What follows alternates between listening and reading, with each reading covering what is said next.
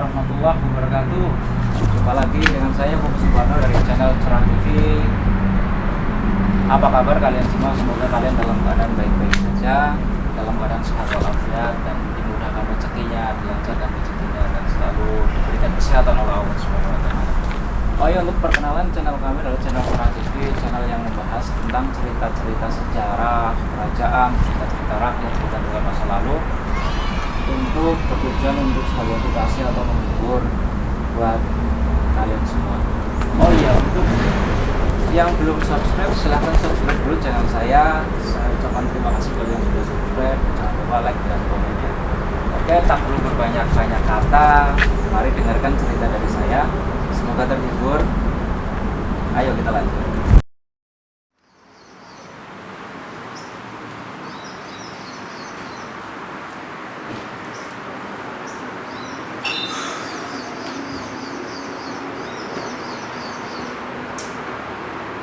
Selamat sore teman-teman, para pecinta, pendengar, dan pemirsa, para viewers yang menyukai cerita-cerita misteri, cerita-cerita sejarah, cerita-cerita mistis. Silahkan channel kami di subscribe. Dan untuk cerita pertama ini, sebenarnya cerita ini sudah banyak didengar oleh orang-orang, yaitu cerita tentang salah satu tempat pemandian yang ada di daerah saya, yaitu daerah Banjarnegara. Di daerah Banjarnegara itu ada sebuah desa namanya Desa Gumenung Wetan. Di situ memang desa yang terkenal cukup mempunyai nilai sejarah, ya kayak sejarah keislaman, sejarah wali. Bagi para pecinta sejarah bisa mendatangi desa kami Gumenung Wetan. Dan untuk yang mau saya ceritakan ini tentang salah satu tempat yang namanya itu pemandian air panas di desa Gumenung Wetan, namanya tuh Tingit atau pemandian air hangat. Kalau orang sana bilang itu banyu hangat, orang sana bilang. Awal kisah ini saya dengar ceritanya dari warga sekitar, yaitu yang mungkin udah sekitar 5 atau 3 tahun yang 5 sampai 3 tahun yang lalu, 3 sampai 5 tahun yang lalu, saya lupa. Waktu itu saya berkunjung ke tempat itu yang namanya pemandian air hangat itu. Dan di situ saya ketemu dengan seorang ibu-ibu yang tinggal di daerah situ. Terus dia menceritakan tentang apa itu pemandian air hangat di situ, itu Tingit itu. Untuk diketahui, Tingit itu sebenarnya adalah air panas yang mengalir di bawah gunung, namanya itu gunung apa saya lupa. Namanya Gunung Wuluh, Gunung Wuluh ya, namanya Gunung Wuluh. Dia itu cuman menggunakan sebatang bambu yang panjang, dan di samping kanan kiri bambu itu dikasih lubang, terus bambu itu ditusukkan ke dalam perut gunung yang di situ mengalir sumber air hangat itu.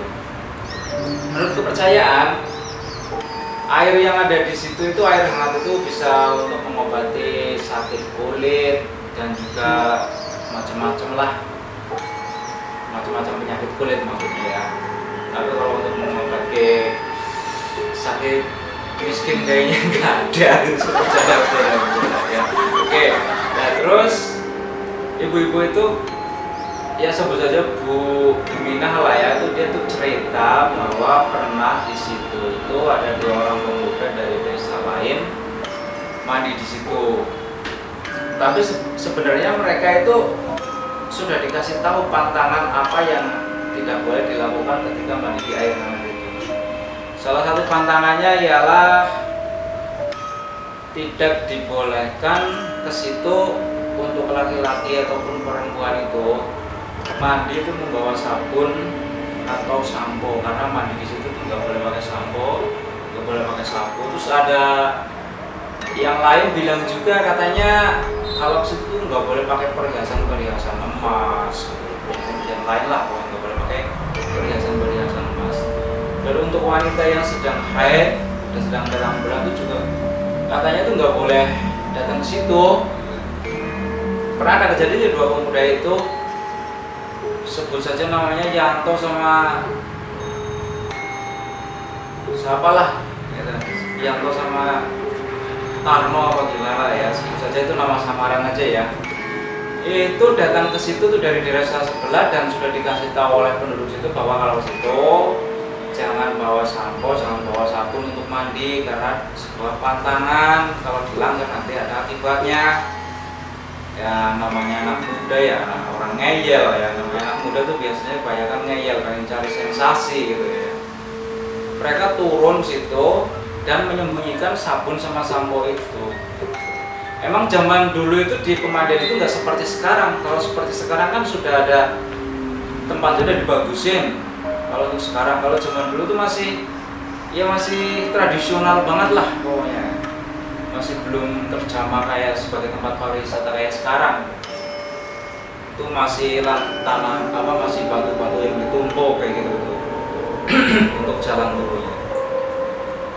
Dan alhasil mereka itu mandi pas sore hari, situ pas sore hari. Jadi memang penjaga itu kan ya emang kalau udah sore kan ya lah udah nggak kelihatan gitu lah ya. Akhirnya mereka turun mandi di situ. Tapi yang satunya tetap ngikutin pantangan itu ya, dia nggak bawa sabun, nggak bawa apa-apa. Tapi yang satunya ngeyel, dia tetap bawa gitu, mandi nggak pakai sabun biar seger katanya. Nah, singkat cerita, setelah mandi itu baru berjalan berapa langkah, tiba-tiba itu terjadi sesuatu yang aneh, yaitu